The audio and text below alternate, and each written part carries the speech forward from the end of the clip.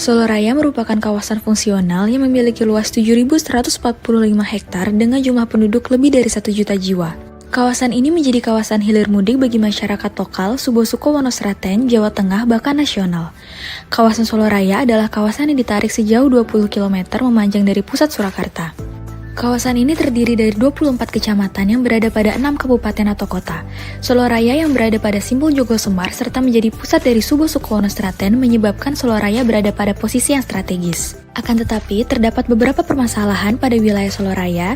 Dari segi keuangan, Soloraya memiliki permasalahan diantaranya perlunya peningkatan pusat pertumbuhan perkotaan dan peningkatan interaksi antara kota-kota dan desa kota.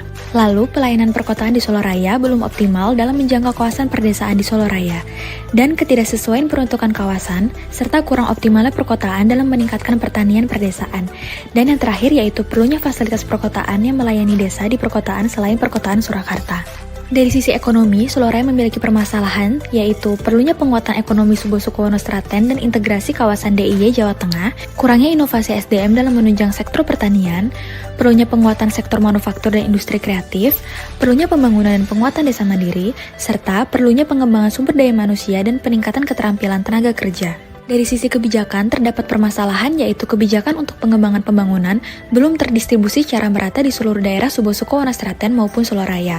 Lalu, perkembangan Kabupaten Klaten tertinggal dibandingkan daerah Soloraya lainnya. Dan yang terakhir yaitu koordinasi antar stakeholder untuk pengembangan Soloraya kurang optimal. Dari permasalahan-permasalahan tersebut muncullah isu wilayah Soloraya, yaitu sinergi regional guna mewujudkan optimalisasi pusat pertumbuhan dan pelayanan fungsi kota guna mendukung pertumbuhan ekonomi inklusif di Soloraya. Berdasarkan permasalahan dan isu wilayah, maka dibentuklah sebuah konsep perencanaan, yaitu Gerbang Soloraya atau Gerakan Bersama Pertumbuhan dan Pengembangan. Konsep ini terdiri dari konsep pengembangan pusat pertumbuhan, pengembangan klasterisasi ekonomi regional, serta pengembangan pemerintah yang kolaboratif.